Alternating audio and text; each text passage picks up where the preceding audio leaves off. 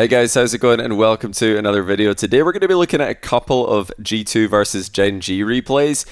These are the top two teams in North American RLCS at the moment. And going into this season, a lot of people, including myself, expected it to be a close fight for the #1 spot between these two teams. But at the moment, that's not what's happening. G2 have beaten GenG both of the times they've played. It's been 4-0, 4-1, not close. And G2 have won both the events. And while GenG are sitting a pretty comfortable second, that gap to first is a lot bigger than many of us, including myself, expected going into the season. But yeah, before we get into a couple of replays, let's take a look at some stats between these two teams. Let's look at the matches and see what is really going on here, because I think it's actually very interesting. This is the first series that the two teams played against each other, 4-0 for G2, and we've also got the second series here, both available on ballchasing.com. This is all public stats, public replays. Shout out to them. I'm not sponsored or anything. I just think the site's really cool. You should check it out if you're a fan of RLCS and indeed Rocket League, and you can use this for your own replays as well. But yeah, let's take a look at some stats. Like I said, this is the first series. And if we, first of all, if we just go and take a look at, if we click on teams games here, I think this is a pretty useful way to quickly break things down. What this will do is it'll separate every game for each team into, well, this is G2's, if you look here, it's their first game. G1, that means first game. Well, it's a bit confusing. It says G2, G1, but G2 is the team and then G1 is the game. So this is their first game. As a team, they got 1,000 points and 13 shots, 3 goals. And they got a win, as indicated here. Now, obviously, that's pretty straightforward. I'm sure you don't need me to explain that in too much detail. But yeah, let's look at the boost stats, because I think this is actually quite interesting. A lot of people have been saying that G2 are winning because they are just so dominant with the boost. They're so fast, and their pressure is insane. Yeah, if we look at the average boost amount in the first series, it doesn't actually go that way. Actually, it's GenG who have more average boost the majority of the time. So these are the 4 wins you can see for G2. This is one of the losses. These are the other 3 losses for GenG. GenG do have more boost, it would seem, on average across every game, apart from this one. This is game 2. Well, actually, even in game 2, where G2's game 2 is all the way down here. So even in game 2, I think, yeah, GenG, in every game, they did have more boosts on average. So they're definitely doing okay there, even in a 4-1 loss. And yeah, the same is true if we go to the second series. The boost average amount is, it's always GenG. All 5 of the GenG games, they had more boosts on average than G2 did in all 5 of the games. So it's definitely not an average boost amount that's the issue, clearly. The issue has to be somewhere else. Now, another thing that is interesting to check is the positioning. I love the advanced stats in ball chasing. Positioning is another one that we can take a look at. And we can see, okay, Let's take a look at time in offensive half. And this makes a bit more sense. G2 beat GenG 4-0, and look how much more time they spent in the offensive half every game. G2 were attacking, GenG defending. That seems to fit what people are saying, what everybody's saying about this G2 team a little bit more. But it's actually not that simple, because in the second series, when we look at the time in the offensive half, GenG were the team who had more offensive half time in every single game. In the game that they won, they had the most, actually. But in all of their losses, they actually had more time in the offensive half than G2. So G2 played more defense in this series, and they still won comfortably 4-1. So I think we can say, okay, it's not a boost issue. It doesn't seem to matter which side of the field G2 are playing on. They are winning. So what is it? And the only outstanding stats actually that are the same between both series, or at least favoring G2, are the expected ones. Well, I mean, goals, that's given. Assists, come on, of course. And shooting percentage. So G2's shooting percentage is a lot better. That's also, I think, to be expected. Most of the time, not all the time, but most of the time, winning teams will have this. Although it's not always completely cut and dry. But yeah, shooting percentage is in favor of G2. I think that makes sense visually. I think they have been more clinical. But the really interesting one, the one I wanted to show you guys, is actually the time behind ball. The time behind ball stat. Because this, I think, really, despite the fact that G2 are playing defense one series and offense mostly in the other, this really does paint a picture. So, time behind ball. G2, in all 4 of their wins in the first series, they were behind the ball more than GenG were. And behind ball just means that you're between the ball and your goal. You're on the goal side of the ball. So every single game, G2 were behind the ball more than GenG. Second series, same thing. G2 were behind the ball more than GenG in every game except one, and that was the game that they lost. In that game, GenG were behind the ball more. So that is a 100% correlation to winning. Now, is it a correlation or is it causation? I think maybe a bit of both. It's definitely not the be all and end all, but it does make sense. A lot of things that pro players do will put them behind the ball, recovering quickly, having boosts to get back, winning a 50-50, getting the ball past an opponent. All these things put you behind the ball and your opponent in front of the ball, which tends to be advantageous. So it does make sense. If a team is playing better Rocket League, they're going to be behind the ball more. But yeah, even G2 in defense. This is the second series they played. They were in their half more than GenG. They were in offense less than GenG, and they still managed to stay behind the ball more on average with their players, which is interesting. I didn't even look at this yet, but I was kind of curious. I know that we did meme about this a little bit some years ago, but I know some of you guys are going to want to see this. So sure movement. I just saw it right now. I'm thinking, okay, let's give it a click. Where is? I guess there is no average. Did they remove the average speed? I'm so sad if they remove the average speed. Oh no, wait, I'll tell you where it is, because I know some of you guys are going to want to go and see it. It's in player games, I'm pretty sure. If you go to player games instead of team games, here we go, average speed. Now we're talking. This is where the real ego will come through for pro players. But yeah, there doesn't seem to be much of a correlation there either. Plenty very fast games by losing GenG players up here. And yeah, plenty slow games by dying. Average speed, doesn't seem to be. So I don't think, average speed is down. Speed is a hard one. Okay, it's a hard one to look at statistically. Speed usually implies reading a bounce quickly, getting to a ball quickly, accelerating quickly, which are not really things that can be tracked statistically, at least yet. Hopefully one day, not yet. But yeah, let's stick to, sorry for that sidetrack. I just wanted to click on average speed for a second. But let's go back to the time behind ball, because this seems to be a winner here. Now, I did take the time to go and look at all of the other matches between the teams that are currently in my top 10. So the big four in Europe, the big two in MENA, and the big two in South America. That's Furia, Complexity, Falcons, Rule 1, Gentlemates, Karmine Corp, BDS, Vitality. But yeah, I've got all those replays here.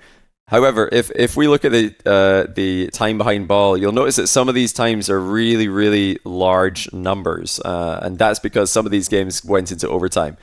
So to make it a little bit easier to visualize, because as you can see here, there are some losses that are really high, and you're thinking, well, why is there a 1,500 loss? Well, actually, that's Game 6. Oh, and here's Vitality's Game 6. They actually were behind the ball more.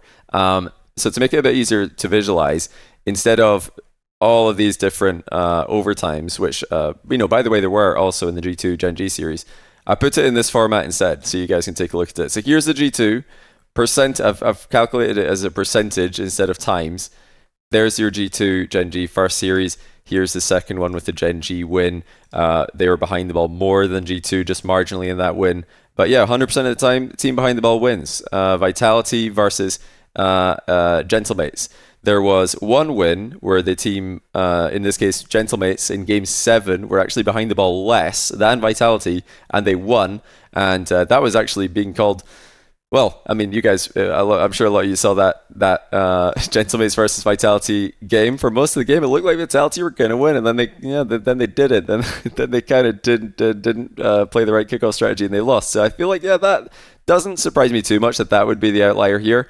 Every other game does fall on the right side of the line. This Game 6 loss is below the Game 6 win. So every game kind of makes sense there. The one outlier being the Vitality throw. Okay, anyway, let's move on. BDS versus KC. There is one game from KC here where they got a win while being marginally less behind the ball. And then they did it again, actually. This is KC versus M80. Game 2, they did it again. They were behind the ball a significant amount less than their opponents, in fact.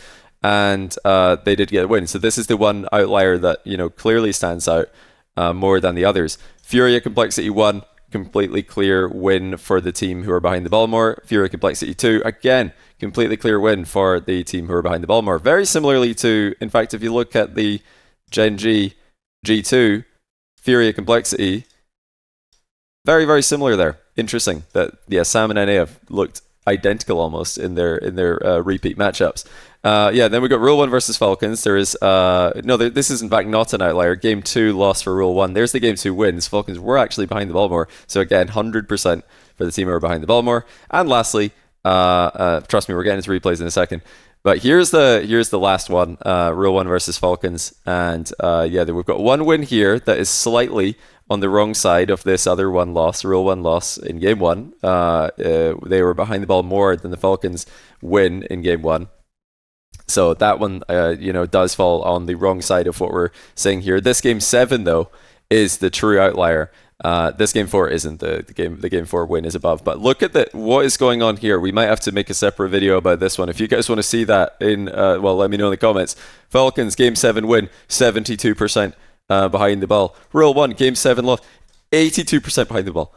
Well, I mean, looking at every other stat we've got here, you'd think that 82% behind the ball, the highest percentage out of anything we've seen in this sheet, that's got to be a win. Surely, no, they've lost. So not only is this the biggest outlier by miles, I think it's also just the straight up biggest percentage, and that's an average between 3 players. So the average Rule 1 player, that's Ahmad, Khaled, and Naupo, they were behind the ball 82% of the game. I mean, if you guys want to see that game, I can make a different video about this. But this is about G2 GenG, so I don't want to sidetrack too much. I know we're comparing regions here just to get a bigger sample size to see if our hypothesis is really anything to look at.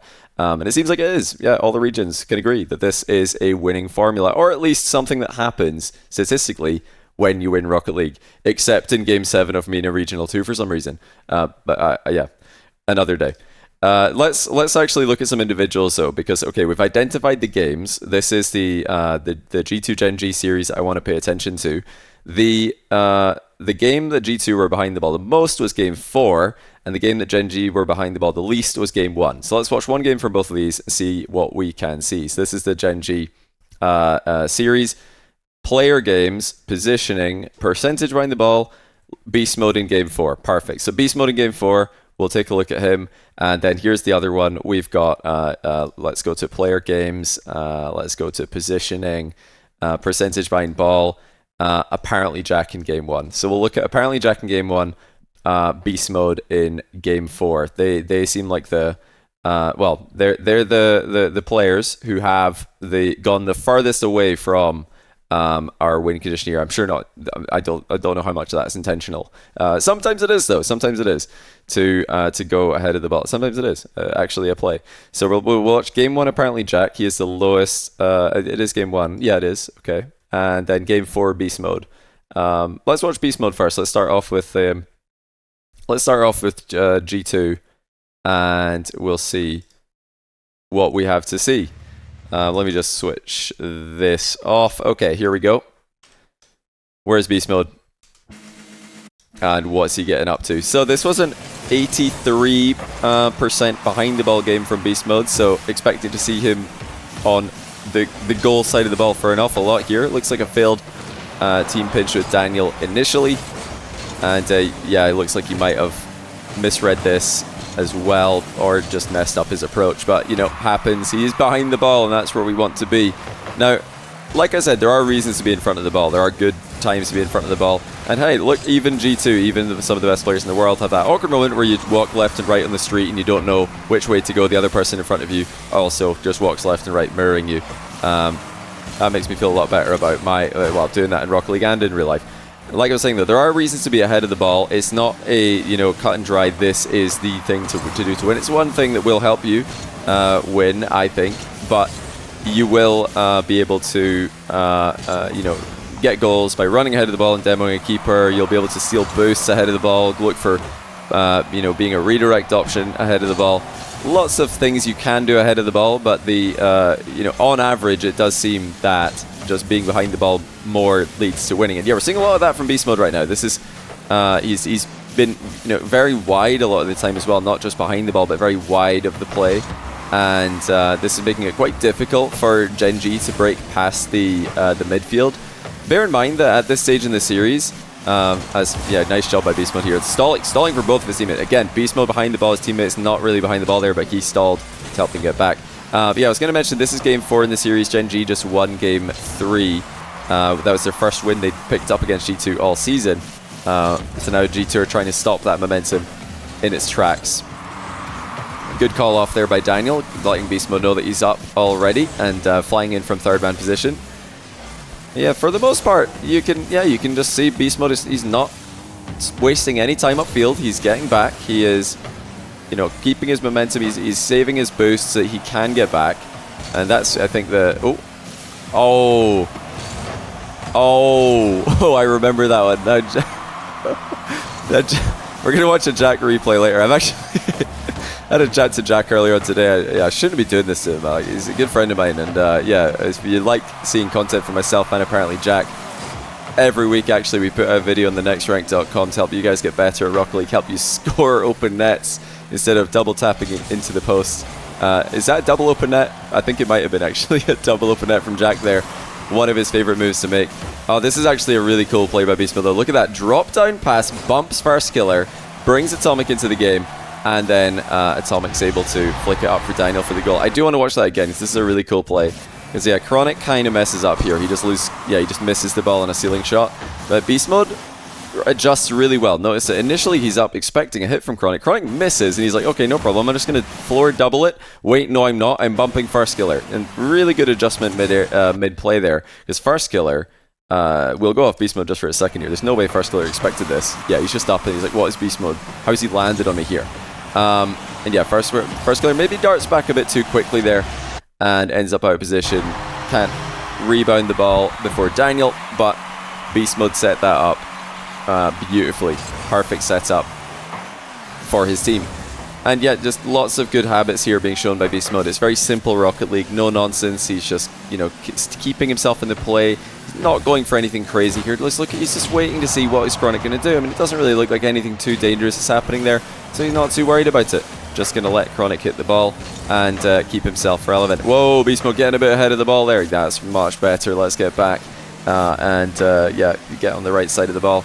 But yeah, just the game looks very easy when Beast Mode's playing, or at least this game looks very easy because he is just keeping the ball.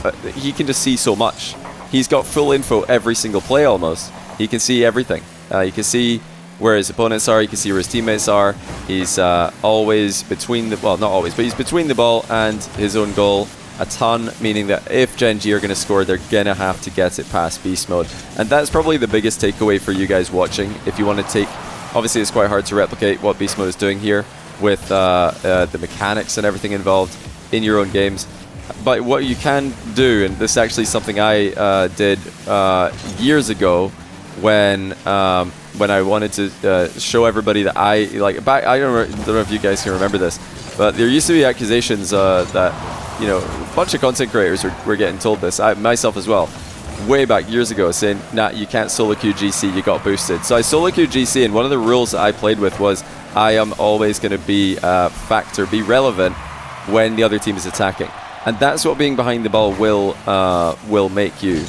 It'll just make you relevant. The other team are gonna have to outplay you if you're sitting upfield waiting for a pass or stealing a boost while your team's defending. If you're running ahead to go for a risky bump and missing it. If you're just in general wasting all your boosts and slowing down your recovery, then you are not going to be a factor when your team is defending, and it's just going to be easier for the other team to pick up goals. So. Yeah, this is why one of the reasons I think why it doesn't really matter. Well, it didn't matter in Series 1 and 2 for G2 and GenG so far. Series 1, G2 were in offense, vast majority of the time, every game. And Series 2, they're in defense every game for the majority of it. But the consistent thing is that they just moved where they were. Yeah, the ball might be in their half, but so are they. The ball's in the other team's half, so are we. And that, I think, makes it very hard to score in this team. I know Atomic even said it in an interview on the main broadcast that he knows even if they're in defense, they're going to be able to get saves a lot of the time. He trusts his teammates to get saves. They communicated very well when they were in these tricky situations, and even in games. In this game, they were actually able to get 7 shots to 6, but I believe in the previous 3 games of the series, GenG outshot them. we can take a quick let's just see if that's accurate. I don't want to tell you guys lies when we do have the stats right here and we can just check. And then after that, we'll look at the replay. Yeah, team games. Of course, you want to see team stats. You go to team games, core, shots, games. What is this? Game 1, 2, and 4. Oh no, this is the wrong series. Sorry, I'm looking at the first series. I was a bit confused there. I was wondering why there weren't enough games. Team games, core. This is the series I'm talking about. Yeah, oh wow, actually a lot. 17 shots in the one win for GenG. They needed to shoot 17 times just to score twice. Yeah, the first series, G2 had more shots, more goals, better shooting percentage and everything. The second series, GenG actually started the series. This is game 2, 1, and 3. They had more shots in G2. They had G2 in defense more. They had more boost, but G2 were behind the ball more. G2 were harder to outplay. They were more relevant in defense, and they were also very clinical with their shooting. We saw one just very clinical goal there, simple stuff. But let's, like I said, get into game 1 and see what is going on with my good friend, apparently, Jack. Yeah, shout out thenextrank.com. Me and Jack are... We're just churning out the content. Now, yeah, I did mention that there are reasons to be ahead of the ball, and I think out of these two teams, GenG historically have been the group of players who are ahead of the ball more. And you know, on this pitch, I think Jack and maybe Atomic. If you're going to pick a player from G2, it would be Atomic. But there's an example. Jack got outplayed, so he's now ahead of the ball. He got the ball flicked over him. He's ahead of the ball. And he didn't immediately rotate back. He lingered up for a little bit, went for, checked mid to see if there's a demo. There wasn't, and he maybe could have got back a little bit faster. Now here he's racing back as quickly as he can, actually cuts the rotation. It doesn't get the greatest 50 here, and Chronic is also not in the net. First Killer's not back. In fact, I believe, I watched this back. I'll show First Killer's POV because it's quite funny what happens to him, especially if you're a G2 fan. Yeah, Daniel and him kind of just get tangled, and that delays his rotation back. So really good bump by Daniel. Annoying for First Killer for sure in that position to just, it's almost worse than a demo to just get locked to your opponent like this. Yeah, I'm not trying to, I mean, you all know Jack's a good friend of mine, and I really have a ton of respect for him as a player and as one of the smartest minds in the game.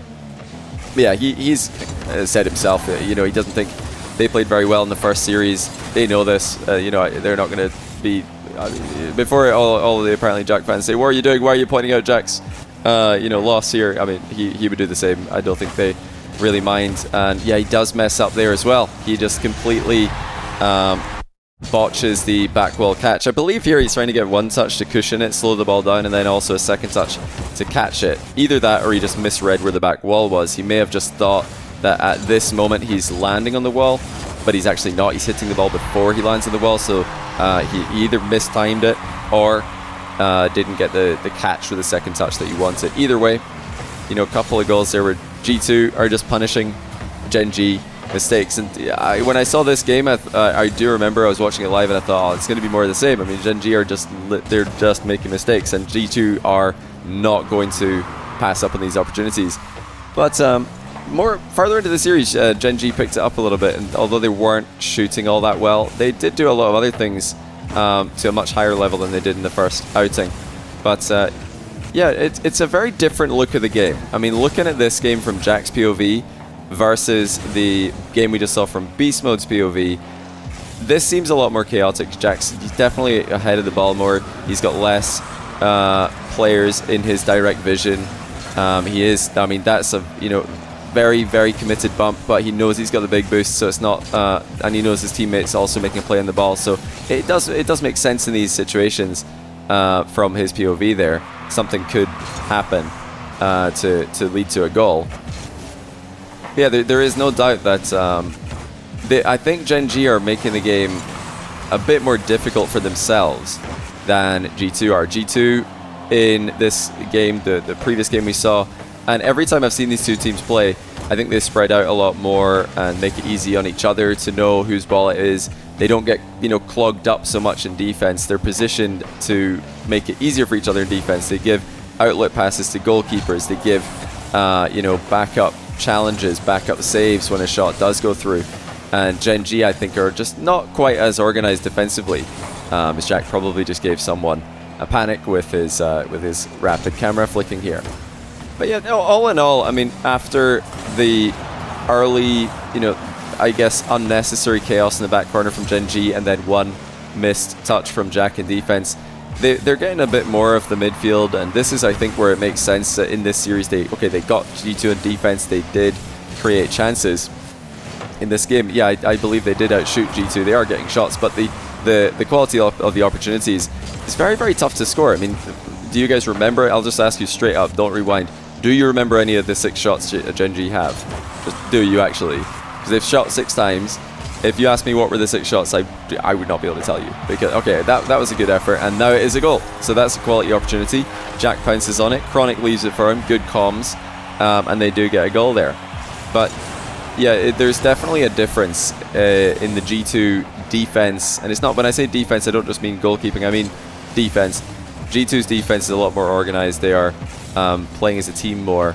And GenG have not really got that together yet. I think they've got a ways to go in this matchup, definitely. And also against M80 and Swiss.